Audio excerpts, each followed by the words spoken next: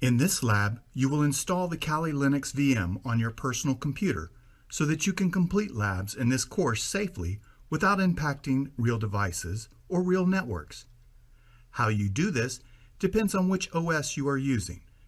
If you are using a PC that runs Windows, it will have an Intel or AMD CPU, and you will install VirtualBox in Part 1 of the lab. If you are using a PC that runs the Mac OS, it will have an ARM M1 or M2 CPU, and you will install UTM in Part 2 of the lab.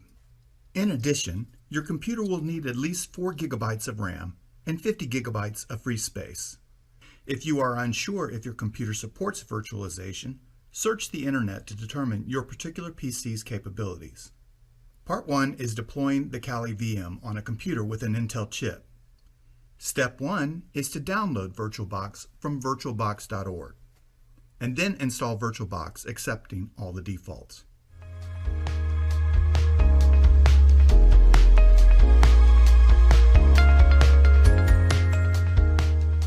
Step 2 is to access the Resource Hub on skillsforall.com and download the OVA file.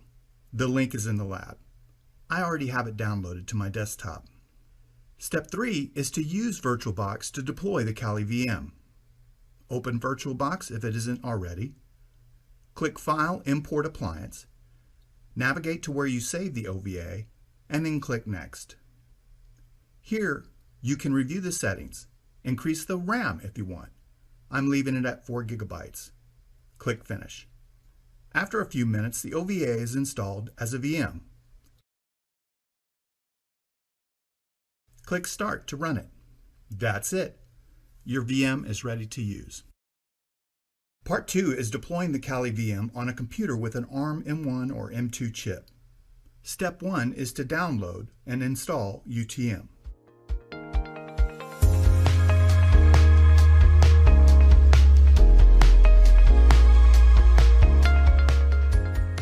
Step 2 is to access the Resource Hub on skillsforall.com and download the OVA file.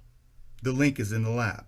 Next, unzip the archived VM and then double-click it to open it in UTM.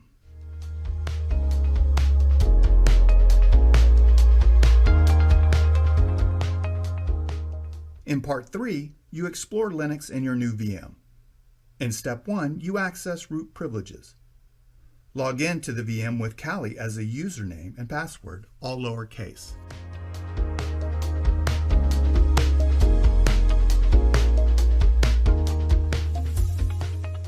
Try entering a command that requires root privileges, such as vi sudo. Notice that permission is denied. Append sudo to the command to request root privileges, and enter Kali as the root password. Scroll to the bottom of the command output, and you'll see that users in the sudo group are allowed to execute all commands. You can verify that Kali is part of the sudo group by grepping the group file. In Step 2, you practice some keyboard shortcuts. First, notice that you can recall the previous command in history by pressing the up and down arrows to navigate through the command history. You can also view the history by entering the command history. You can also use a combination of exclamation point and the number of the command to execute that command. For example, exclamation point 3 executes the previous grep command. Also, exclamation point HIS will execute the history command. Tab completion can help you quickly enter a full command. If you enter the beginning of a command, such as HI, and then press Tab twice, all the commands that begin with HI are displayed.